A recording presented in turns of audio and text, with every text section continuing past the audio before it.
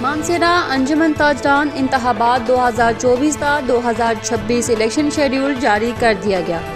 مرکز و وارڈ میں پولنگ 31 اکتوبر کو ہوگی۔ مرکزی چیئرمین الیکشن کمیشن انجمن تاجران حافظ اعجاز الرحمان نے الیکشن تاجران شیڈیول جاری کر دیا۔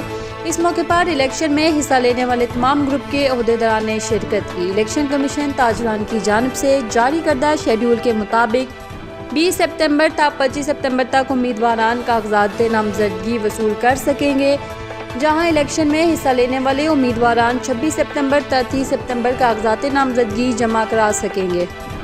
3 اکتوبر کو الیکشن میں حصہ لینے والے تمام امیدوار لسٹ آویرا کی جائیں گی۔ تحریری طور پر اعتراضات 5 اکتوبر اور اعتراضات کے جواب تحریری طور پر 7 اکتوبر کو تاجران الیکشن آفس میں جمع کروائے جا سکتے ہیں۔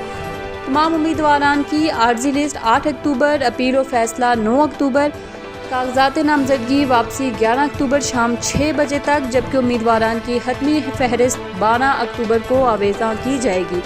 تمام خواہش مند امیدواران کو نشانات 13 اکتوبر اور وارڈ و مرکز پولنگ 31 اکتوبر کو صبح 9 بجے سے شام 5 بجے تک بغیر کسی وقفے کے جاری رہے گی۔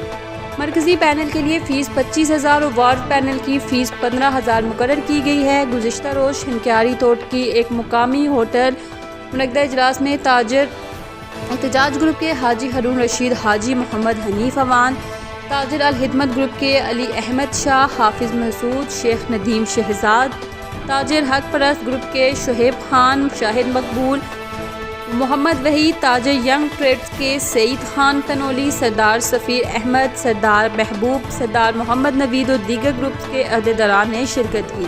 انجمن تاجران الیکشن شیڈیول کا اعلان حافظ اعجاز الرحمان، بابر خان ہیل، وارث خان نے کیا۔